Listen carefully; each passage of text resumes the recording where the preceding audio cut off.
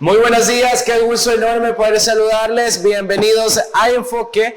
Yo soy Edenilson Estrada y es un gusto poder acompañarles para poder llevarles a ustedes una entrevista más a través de la señal de Agape TV, Canal 8. También enviamos un saludo a todas las personas que se conectan a través de YouTube en nuestro canal Mix de Medio. Este día vamos a estar conversando acerca de un tema que está en boca de todos los salvadoreños y claro, también de toda la comunidad internacional, no solamente de nuestra diáspora, sino que de diferentes países que están a la perspectiva de la reelección de Nayib Bukele. Y es que precisamente este día vamos a estar conociendo los diferentes puntos que son a favor, pero también los puntos que son en contra, que no permiten este proceso. Por ello, tenemos de invitado a un experto. Él es el licenciado Jaime Martínez, a quien le doy la más cordial bienvenida. Licenciado, buenos días, qué gusto poder estar con usted. Muchas gracias, muy buenos días, es un placer estar aquí, dar mi opinión acerca de este tema tan importante. Es un tema muy importante y como ya lo mencionaba, está en boca de todas las personas, estando a la perspectiva de las diferentes bases legales, como ya lo mencionaba, que avalan, pero que también no permiten que se lleve a cabo este proceso. Y es que precisamente me gustaría que empezáramos por ese punto, tocando los motivos, o más bien esos artículos de la Constitución que no permiten una reelección. Sí, bueno, la Constitución nuestra en el artículo 248 contiene ciertas cláusulas pétreas, una de las cuales, ¿verdad?, regula el principio de la alternancia en el ejercicio del poder. Y esto pues es un valladar por cuanto no permitiría una reelección presidencial. Es un principio democrático reconocido por la jurisprudencia también de la Comisión Interamericana de Derechos Humanos, la Corte Interamericana de Derechos Humanos han fallado en ese sentido.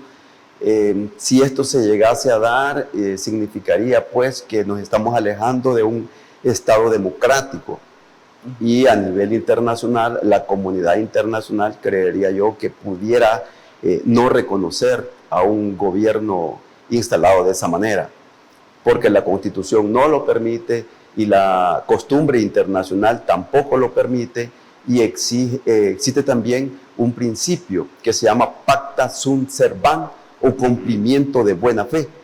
El concierto de naciones, todos los países están en la obligación internacional de cumplir en virtud de la costumbre internacional ese principio de la alternancia en el poder. Es un principio de derechos humanos también.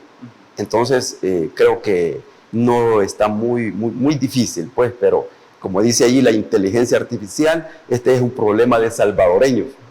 Y solo los salvadoreños podemos opinar de este tema y serán la población, el pueblo entero, quien va a decidirlo con su voto en las urnas. Claro que para llegar ahí, todos sabemos que esto solo lo ha permitido una interpretación de la Sala Constitucional que fue impuesta el 1 de mayo del 2021. Y es que precisamente, licenciado, a la hora de que el presidente Nayib Bukele llegó a solicitar su inscripción oficial, él mencionaba este punto, de que él solamente estaba solicitando correr a las elecciones, pero que era el pueblo salvadoreño el que al final decidía si eso se podía dar o no, una reelección. Sí, claro, en eso se ha basado la interpretación de la Sala Constitucional, interpretando el artículo 75 de la Constitución, ¿verdad?, sobre la pérdida de los derechos ciudadanos.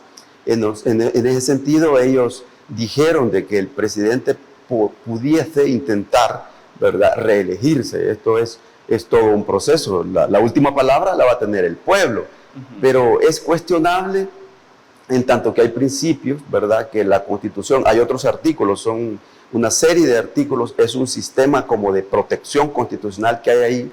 Por ejemplo, hay un artículo 152, 154, que mal no recuerdo, que establece literalmente que el presidente no se podría quedar en el poder ni un día más, ¿verdad? Entonces, esa interpretación constitucional estaría sobrepasando lo que la Constitución ha establecido previamente.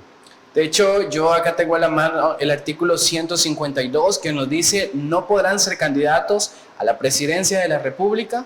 Está el primer inciso que dice: el que haya desempeñado la presidencia de la República por más de 6 meses consecutivos o no durante el periodo inmediato anterior o dentro de los últimos 6 meses anteriores al inicio del periodo presidencial. Sí, como usted sabe, el derecho se interpreta, ¿verdad? Sí. Los abogados, bueno, incluso tenemos prohibido hacer aforismos, ¿verdad? O sea, tratar de hacer ver una mentira como verdad. Entonces, algunos dicen que los abogados somos expertos en la argumentación lógica. Entonces, eso es lo que ha sucedido. Simplemente es una interpretación del derecho. Algunos abogados se decantan que dicen que sí, él puede con una interpretación, pero otros que pueden ser más estrictos, legalistas, dicen la Constitución, hay principios que no se puede sobrepasar, como el principio de la alternancia en el ejercicio del poder, ¿verdad? Entonces, si bien es cierto, la Constitución pueda permitir una interpretación, en ciertos puntos no se pueden interpretar, ¿verdad?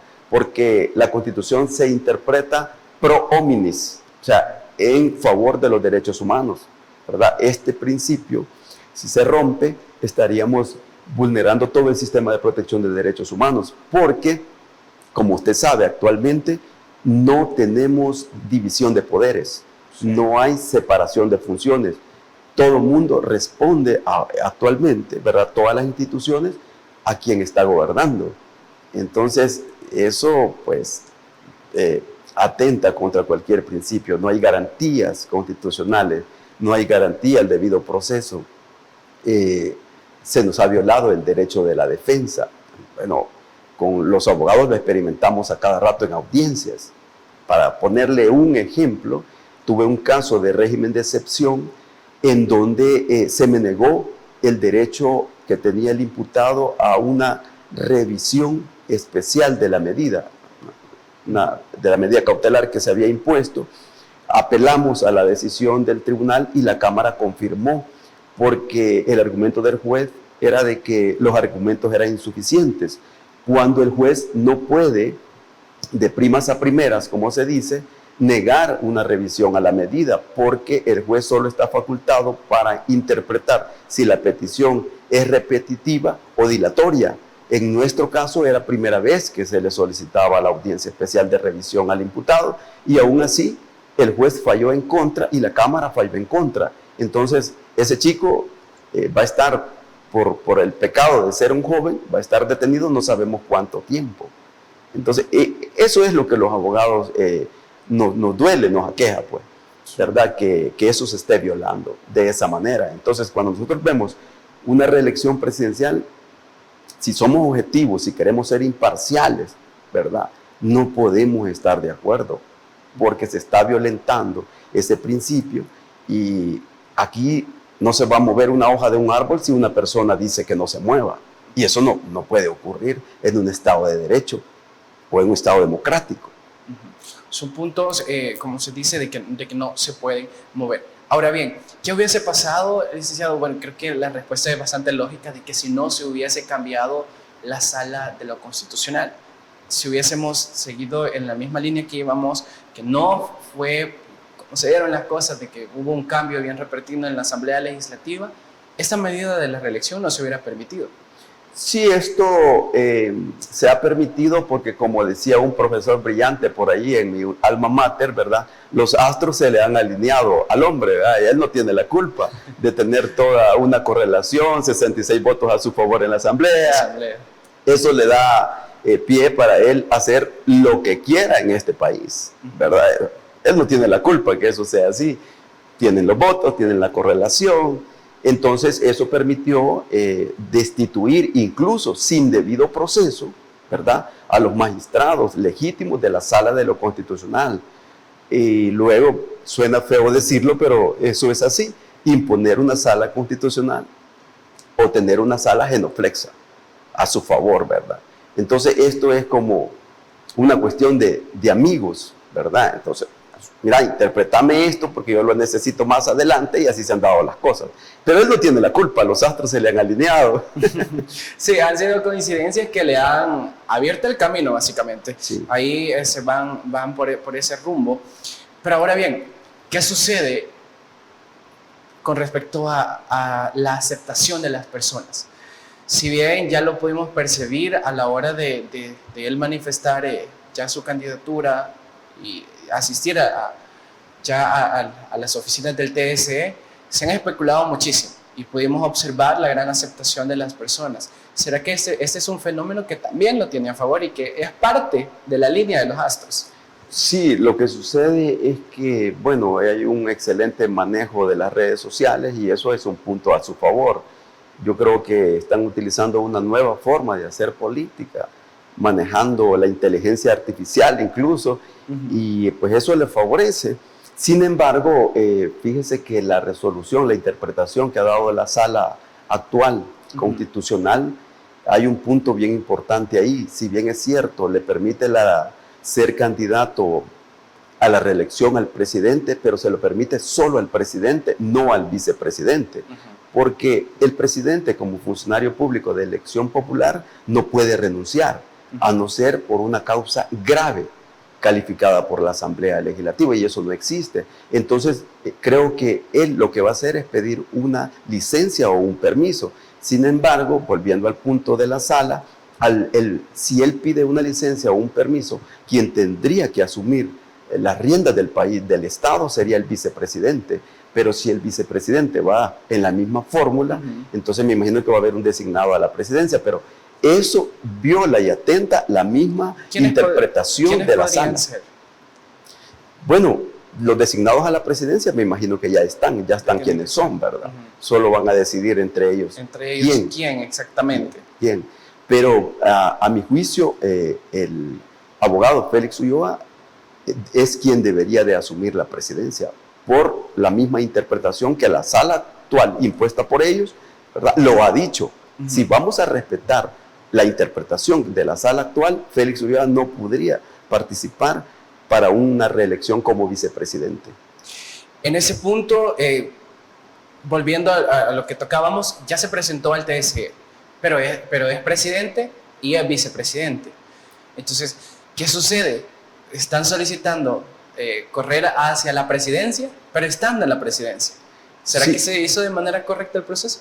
Creo que en este punto, actualmente, él lo que ha pedido es un peticionante nada más. Entonces, el Tribunal Electoral tiene la obligación de recibir cualquier petición, ¿verdad?, y dar una respuesta. En ese íterin estamos. Ahorita podemos decir que él es un precandidato a la reelección. Exacto. Cuando el tribunal se lo admita, él ya va a ser candidato a la reelección, y este mes de noviembre, porque yo tengo entendido que la licencia la tiene que pedir antes del 1 de diciembre. Este mes de noviembre él sería candidato y sería presidente a la vez, lo cual no está regulado por ninguna ley. A lo mejor necesitamos una ley secundaria que regule esto, porque la Constitución no lo establece. Por tanto, se está vulnerando los principios constitucionales, todo el procedimiento. Es de ver qué va a pasar y cuál va a ser la resolución que al final va a brindar el Tribunal Supremo Electoral. De esta manera nosotros hacemos nuestra primera pausa comercial. Ya regresamos.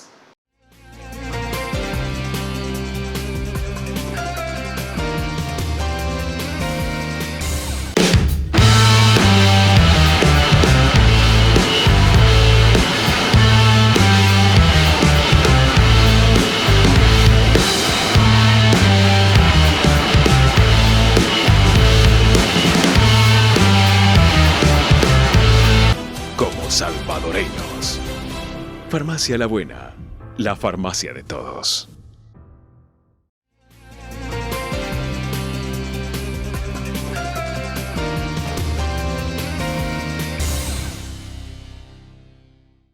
Estamos de regreso en Enfoque. Gracias a usted por continuar con nosotros. Buen provecho si a esta hora usted desayuna. Antes de irnos a la pausa comercial, estábamos tocando el punto precisamente de la reelección presidencial, que es el tema que estamos abordando, Pero decíamos que depende de la decisión del Tribunal Supremo Electoral que emita para ver si se le permite al presidente correr o no frente a estas elecciones de 2024.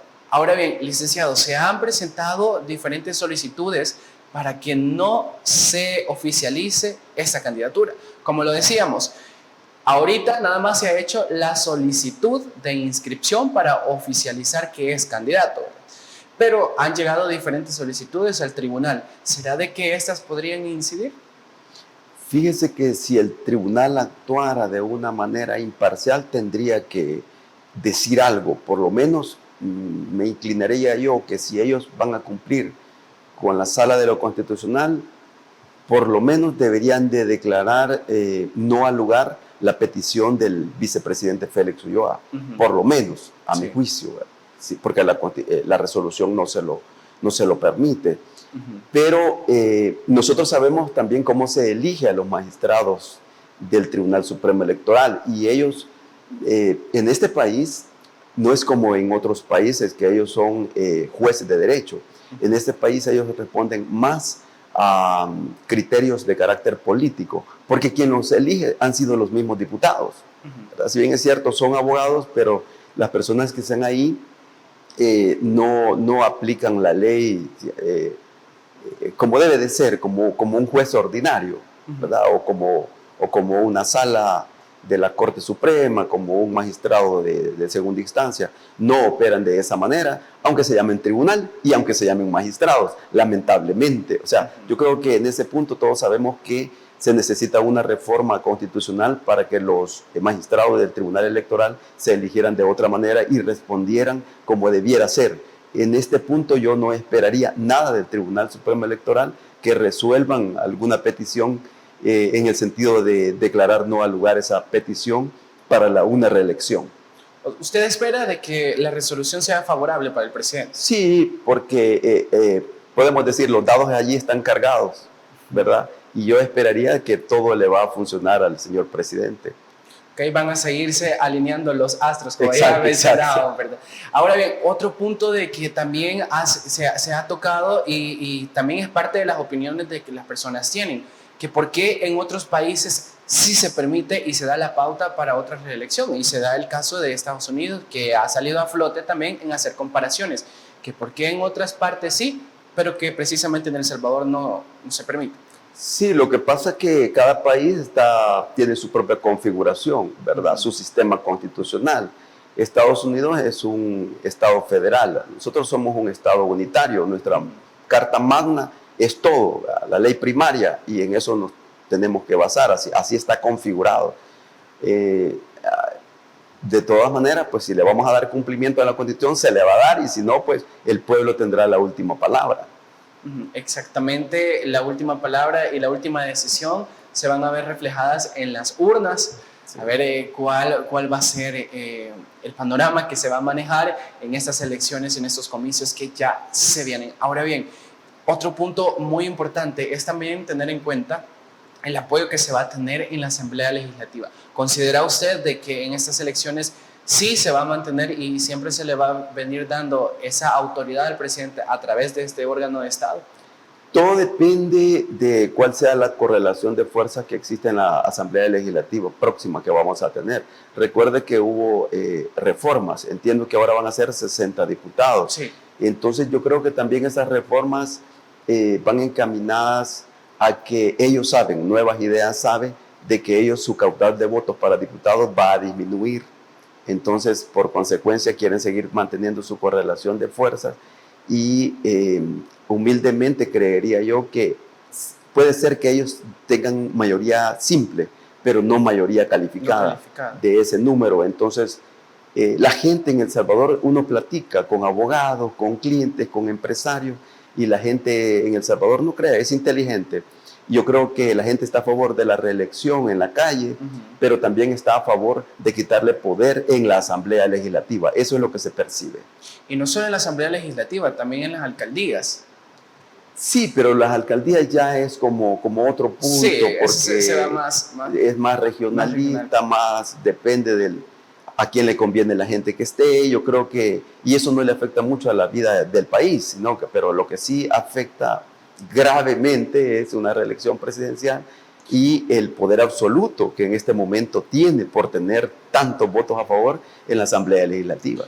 Ahora bien, siempre siguiendo en este mismo punto de la Asamblea Legislativa, y otra de las preguntas que se ha hecho la gente es ¿por qué no hacer una modificación a las leyes que impiden realmente este proceso y tal vez abrir el camino de manera directa y que no exista para que hayan especulaciones si se puede o no? Es decir, hacer reformas que permitan directamente la reelección. Sí, lo que pasa es que ya está dicho cómo se va a reformar la Constitución, ¿verdad? Que una asamblea tendría que proponer las reformas, aprobarlas y otra asamblea ratificarlas. Entonces, en ese sentido, era muy escaso el tiempo y no le daba. Entonces, la reelección es inmediata, los 5 años ya están por vencerse. ¿Qué podrían hacer? Tal vez podrían tomar la iniciativa actualmente y ratificarla luego. Hubiera sido lo más sano hacer una reforma para que en la Constitución existiera el plebiscito o un referéndum que existe en otras partes y preguntarle a la población si está de acuerdo o no. Eso sería lo más sano, pero no existe un procedimiento también de eso. Lo pudieran hacer, porque así como están haciendo la reelección presidencial, pasando por encima de cualquier principio, también se podía hacer un referéndum, un plebiscito y preguntarle a la población si están de acuerdo. No sé por qué no lo hicieron. En otros países lo han hecho y los presidentes se han abstenido de hacerlo porque la población no está de acuerdo. Eso hubiera sido más sano. Sí, es otro proceso que también se hubiese podido implementar y que de hecho podría ser viable de alguna manera en poder implementarle en otro tipo de mecanismos. ¿Considera usted de que si se da una reelección, podría ser que después exista la posibilidad de que luego de este segundo periodo exista un tercero? Tercero, cuarto y quinto. Porque ahí viene una cadena consecutiva. Bueno, si se rompen los principios, si no se respeta el sistema de protección que tiene la Constitución para esto, ya la alternancia en el poder, ¿qué más da? Si se dio uno, puede darse 2, 3, 4, 5, o sea, podría, hasta que se muera el presidente, pudiera quedarse. O sea, siempre y cuando también tengan los votos de la Asamblea Legislativa, pero el día que la población vote y diga, no, vamos a cambiar la Asamblea puede destituir a cualquier funcionario. Entonces todo depende de lo que diga la población en las urnas. ¿Qué tanto ese tipo de acciones o ese tipo de procesos podrían afectar a nuestra constitucionalidad? Pues afecta los derechos de la población y es lo más grave, los derechos fundamentales, ¿verdad? No tenemos garantías. Ese es el problema, los derechos individuales van a ser vulnerados, los astros alineados hacia un lado, dados cargados, ese es el problema. Entonces, el mayor problema es la garantía de los derechos ciudadanos, ¿verdad? Pero yo creo que cuando la gente despierte y se dé cuenta de lo que ha sucedido, las cosas van a cambiar. O sea, como le digo, la gente es inteligente. Yo creo que va a llegar un momento que la gente pueda decir, recuérdese usted que el pueblo es el soberano y el poder es del pueblo. O sea, esto va a suceder hasta que la gente quiera. Actualmente la gente apoya porque de alguna manera siente esa garantía, esa protección, porque se siente un nivel de seguridad donde quiera que usted va. Entonces, ese es el mayor logro, el mayor éxito que le ha permitido al presidente su aspiración, ¿verdad? Y yo creo que lo va a lograr, ¿verdad? Así como se ven las cosas.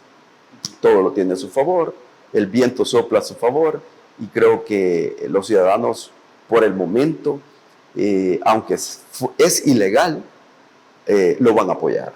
Esa es la percepción que se tiene, ¿verdad? Porque nadie quiere volver a la inseguridad que teníamos. O sea, es mejor ser gobernado, quizás, no sé si es mejor o cuál es el mal menor, porque la verdad es que la población, pudiéramos decir, se encontraba de rodillas frente al fenómeno de la criminalidad que teníamos.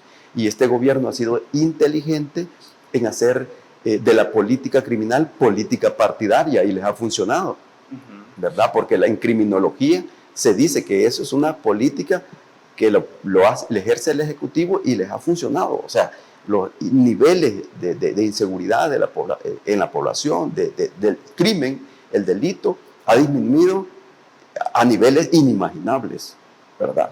Como estábamos, sufrimos más de 20 años. Entonces la gente quizás lo quiere ver como un premio para el presidente por el logro que tuvo. En ese sentido, haya sido legal o ilegal, pero se nota en la calle que la gente está de acuerdo, porque la seguridad para la gente lo es todo. Y esa ha sido también una de las acciones también polémicas y criticadas, no simplemente en nuestro país, sino que también ante los ojos internacionales, precisamente de los que usted nos mencionaba, por la violación de derechos humanos, derecho a la libertad, a tener derecho a acceder de manera correcta a los debidos procesos. También ha sido polémico y usted también ya nos tocaba un poco ese punto. Yo creo que si el presidente logra reelegirse, puede ser desconocido este gobierno por la comunidad internacional, ¿verdad? Comenzando por Estados Unidos, porque si usted se da cuenta, los magistrados actuales de la Sala de lo Constitucional aparecen mencionados en una lista Engels, sí, ¿verdad? Correcto. E incluso no tienen visa para viajar a Estados Unidos, ¿verdad? Como una sanción. Entonces, no sé qué sanciones puedan venir, ¿verdad?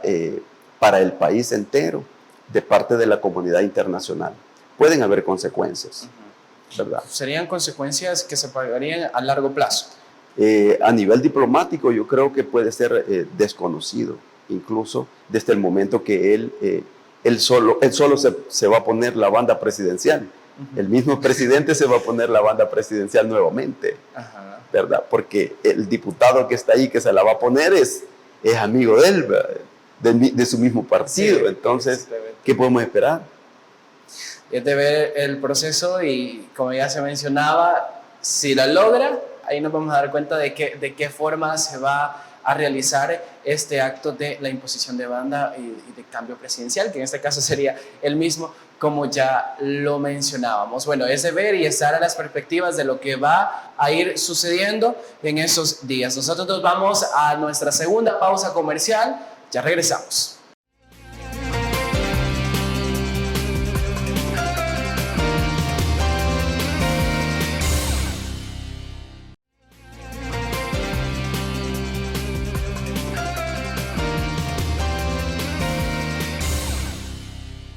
Continuamos con más de Enfoque, gracias a usted que continúa con nosotros a través de la señal de Agape TV, Canal 8. Ese día estamos conversando con el licenciado Jaime Martínez acerca de diferentes aspectos, puntos de vista y que se están dando frente a una posible reelección presidencial en nuestro país. Recordemos de que el presidente Nayib Bukele ya se presentó a las oficinas del Tribunal Supremo Electoral a solicitar su inscripción como candidato a la presidencia de El Salvador en las elecciones del 2024. Antes de irnos a la pausa comercial, tocábamos a grosso modo las diferentes consecuencias que se podrían tener a nivel internacional. Pero me gustaría que profundizáramos un poco más en ese tema, licenciado. ¿Cuáles podrían ser esas consecuencias de manera directa que podría tener el país? Bueno, la cooperación internacional, por ejemplo, se puede ver afectada, ¿verdad? En Naciones Unidas puede ser marginado de colaborar en sus comisiones, etcétera, ¿verdad? Puede ser sancionado por el Comité de Derechos Humanos de la ONU, puede ser excluido de, digamos, los organismos de las OEA, ¿verdad? Pueden haber pronunciamientos de la Unión Europea en ese sentido, ¿verdad? Acuérdense que no somos aislados, no somos una isla, somos parte de un todo en el concierto de naciones, más de 192 naciones de la ONU, ¿verdad? Y pueden haber repercusiones, no les sabría decir la magnitud hasta dónde, ¿verdad? O puede ser que no afecte, porque también los países actúan de manera diplomática y tratan siempre de limar las asperezas, ¿verdad? Depende de sus intereses, porque ahí lo que predomina son sus intereses, ¿verdad? Geopolíticos, etcétera. Pero yo creo que El Salvador somos una nación tan pequeña que dependemos también de la política de Estados Unidos. Si Estados Unidos lo permite, se va a dar. Y si Estados Unidos no lo permite, también ¿Cuál es la ocurrir. perspectiva que a usted le genera en ese momento? ¿Que sí o que no? Yo creo que sí, pero ellos son muy calculadores. Por ejemplo, en Honduras lo permitieron, ¿verdad? Pero ellos son inteligentes, le van acumulando a usted la deuda, ¿verdad? Y después le van a decir, aquí me debes tanto, y se la pueden cobrar. Ya vio lo que pasó en Honduras. Ahora es otro gobierno totalmente diferente a lo que se pensaba. Y en Estados Unidos en Honduras, perdón, se dio una reelección. También, digamos, fuera del marco constitucional, en su momento. No escapa de que pueda haber un cobro de factura por parte de Estados Unidos. Siempre nosotros aquí hemos dicho que si Estados Unidos estornuda, El Salvador le da gripe. Pero hoy va a ser al revés. Si El Salvador tiene gripe o estornudamos, allá va a ser. Entonces hay una correlación directa con Estados Unidos. Sí, ¿verdad? Totalmente. Hay relaciones de por medio, hay diferentes puntos y hay mucha tela que cortar en ese momento. Ahora bien, ¿cómo podría afectarnos a nosotros estas consecuencias como población salvadoreña? Porque la gente a veces dice, bueno, pero ¿eso cómo nos afecta a nosotros? Bueno, yo creo que cómo nos puede afectar el sistema de protección de derechos humanos es lo que se ha quebrado en este momento y va a seguir quebrado, creería yo, ¿verdad? Aquí va a gobernar la voluntad de una persona. Eso es lo que se visualiza. Yo en mi análisis hacía una comparación con aquel hijo legítimo y el hijo ilegítimo que regulaba antes nuestro Código Civil. Entonces nosotros vamos a tener un gobierno ilegítimo o un gobierno bastardo. ¿Qué era un hijo bastardo? Un hijo que a la hora de la concepción sus padres tenían un impedimento para casarse, ¿verdad? Entonces el presidente tiene un impedimento para ser presidente, pero no quiere decir que no lo pueda lograr. Seríamos un gobierno ilegítimo o un gobierno bastardo, ¿verdad? Pero al final nuestro gobierno. Que fue electo al final por la gente siempre, ¿verdad? Y ese ha sido uno de los grandes argumentos, de hecho, y ha sido una de las bases que se ponen más sólidas, que si la gente lo permite, o sea, no se puede hacer nada, porque la misma gente lo ha decidido. Sí, el poder reside en el pueblo, ¿verdad? Entonces esto va a ocurrir porque la gente lo va a permitir. O sea, todo va a depender del día de las elecciones, ¿verdad? Pero lo que yo sí intuyo es de que él va a perder poder en la Asamblea Legislativa. Eso es lo que sé. Y que sería una afectación también grande, porque la gobernabilidad o todo el acceso que pueda tener queda limitado. Sí, puede minimizarse el poder absoluto que ahora tiene, porque tiene más de los votos de una mayoría calificada. Ahorita puede ser de todo, pero con una asamblea, con una correlación distinta, las cosas pudiesen ser diferentes, aunque él sea presidente de nuevo. Y esa podría ser una de las estrategias que puedan implementar los partidos políticos a la hora de querer tener cierta autoridad, de hecho. Sí, apostarle a la asamblea, porque recuérdense que con una mayoría la asamblea puede destituir funcionarios, puede hacer recomendables, puede hacer infinidad de cosas establecidas en la Constitución. Entonces yo creo que el punto y la clave aquí, lo que le conviene a la población, a nosotros, es tener una asamblea más con diversidad de representación de los distintos sectores sociales. Eso es lo que nos conviene independientemente, como decía que en paz descanse mi maestra en Derechos Humanos, la doctora Beatrice de Carrillo, el gobierno solo es el sombrero, ¿verdad? El Estado somos todos. Y lo que nos conviene es, ¿verdad?, que el pueblo esté representado en la Asamblea Legislativa. El gobierno puede ser cualquiera, lo puede ejercer cualquiera. El poder mayor que el pueblo tiene que preocuparse para estar bien representado es en la Asamblea Legislativa. Ahora bien, otro de los puntos que también se ha puesto a pensar algunas personas, que se ha comentado también, que y se me ocurrió ahorita, lo recordé, cuando usted mencionaba del hecho que la Asamblea Legislativa también puede destituir. ¿Será que podría incidir en algo, supongamos, de que Nuevas Ideas no logra la mayoría dentro de este órgano de Estado y que los otros partidos políticos que no están a favor de la reelección, sí?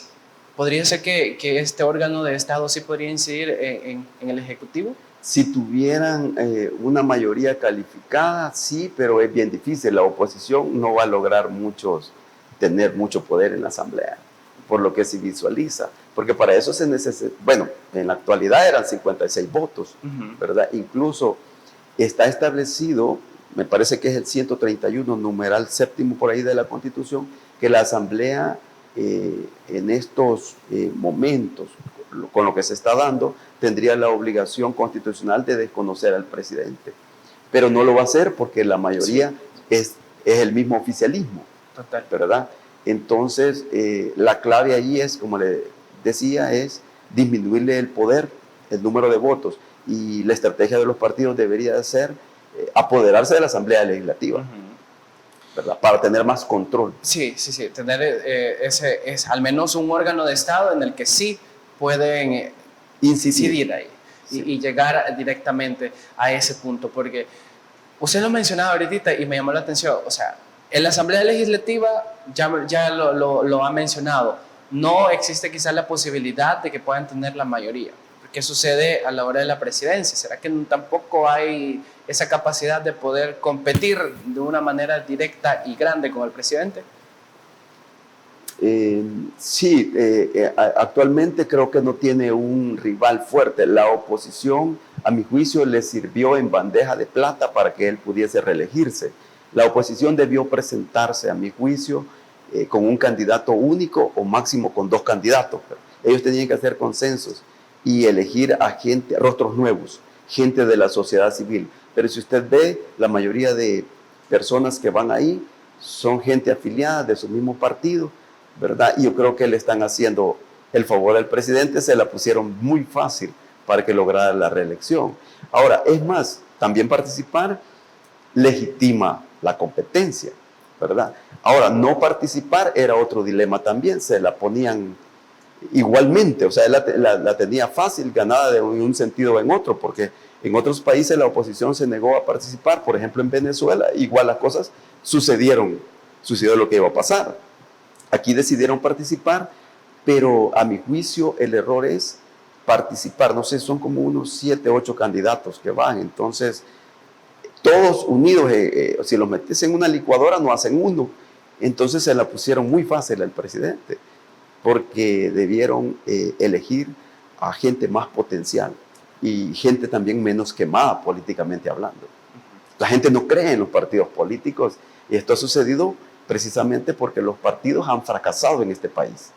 Sí, son puntos y diferentes aspectos que la misma sociedad los ha manifestado.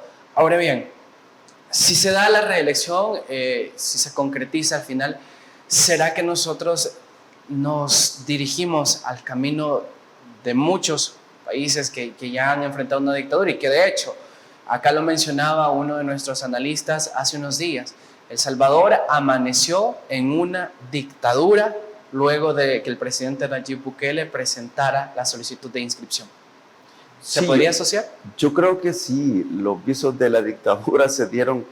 Yo nunca pensé, honestamente, ¿verdad?, como abogado, que se diera lo que se dio el 1 de mayo del 2021, destituir a una sala de lo constitucional. O sea, es que el último garante de los derechos de la población es la sala de lo constitucional, que en nuestro país pues se llama sala constitucional, en otros países es un tribunal constitucional y debe de ser un poder independiente, ¿verdad?, de cualquier poder. Aquí lo tenemos dentro de la Corte Suprema de Justicia y el poder no pide permiso. Lo que hicieron fue totalmente ilegal, ¿verdad?, destituir. Bueno, lo pudieron disfrazar de legales, le pudieron haber hecho antejuicio a los magistrados destituidos y tampoco lo hicieron. Entonces desde ahí se nota, ¿verdad?, los visos de dictadura que esto traía, que el proceso traía. Entonces no es raro que él se quede 3, 4, 5 periodos más. Que se van ya asimilando a las realidades que han enfrentado otros países. Pausa comercial, ya regresamos.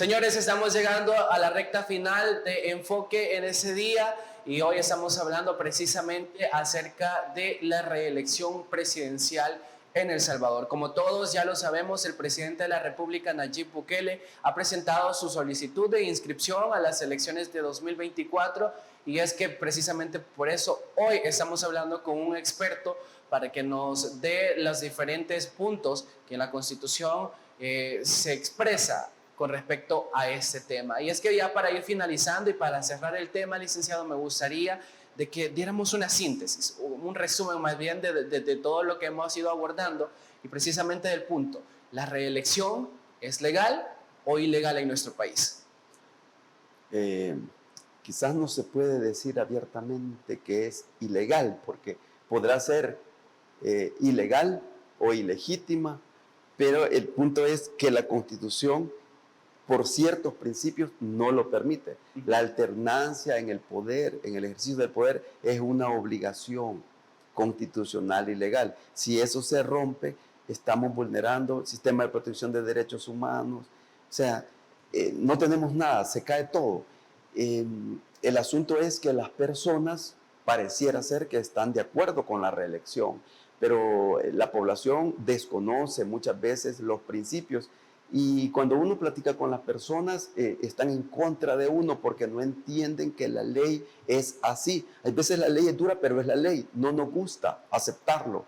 Pero si queremos tener legitimidad de los procesos constitucionales, hay que someterse a los principios, hay que someterse a esas cláusulas pétreas del artículo 248. Si se rompe con eso, acuérdense que la Constitución ya tiene un procedimiento de reforma constitucional y hay cosas que no se pueden tocar. Pero muchas veces la gente dice, mire, pero la Constitución no está escrita en piedra, dicen. Lo podemos cambiar, los salvadoreños decidimos. Y realmente quizás es así, pero si nosotros no respetamos la Constitución, cuando querramos que respeten nuestros derechos, como yo permití que aquel violara la Constitución, ¿cómo tengo yo robustez moral para exigir que me respeten después los míos? Si me van a sacar a medianoche después a mi casa, ¿yo cómo voy a reclamar? Si ya se violó todo, se rompió todo, no tendríamos nada. Por eso es que la Constitución como norma suprema es algo sagrado para nosotros, los seres humanos sobre la tierra. Es como la Biblia para los cristianos. Una persona, hay que respetar ese principio, ¿verdad? No se respetan los principios constitucionales, no esperemos que después nos garanticen los derechos a nosotros. Así de fácil. Esa sería como una especie de conclusión, ¿verdad? Porque le vamos a dar un periodo más, pero después se va a montar en el segundo, en el tercero, ¿y quién va a parar esto? Entonces, las personas deben de tener conciencia de que, ok, como decía, el gobierno es el sombrero, pero todos somos parte de este Estado. Entonces, equilibremos la balanza en el ejercicio del poder. Debe de haber división de poderes. Desde la teoría de Montesquieu, allá por los 1776, ¿verdad? Está establecido que debe de ejercer ejecutivo, legislativo y judicial, ¿verdad? El poder dicen que es indivisible, pero cada poder debe de ser independiente en el ejercicio de sus funciones y colaborarse entre sí. Pero no es posible que tengamos un rey, ¿verdad? Y que él gobierne todos los tres poderes del Estado, que ahora son más poderes. Muchas instituciones que hay que también tienen poder, pero los esenciales son esos. Entonces, creería yo de que por ahí está el mensaje para la gente, ¿verdad? Quitarle poder al Ejecutivo, porque el Ejecutivo solo tiene que ser el administrador de la cosa pública. El verdadero poder está en la Asamblea Legislativa con esos votos, porque de ahí se puede hacer, ¿verdad? Enderezar, digamos, la ruta que el país debe tomar a partir de lo que está sucediendo. Ok, son puntos muy interesantes para tomar en cuenta y sobre todo los partidos políticos para que los tomen en cuenta dentro de sus estrategias frente a estos comicios. Licenciado, muchísimas gracias por haber estado con nosotros y por compartirnos acerca de las bases legales y también de su análisis. No, gracias a ustedes por invitarme y siempre será un placer servirles. Gracias. Muchísimas gracias a ustedes también por habernos acompañado y por haber estado pendiente de esta entrevista que sin duda alguna ha estado muy, pero muy interesante acerca de la realidad y la coyuntura de nuestro país. Será hasta otro día si Dios nos presta la vida. Feliz día para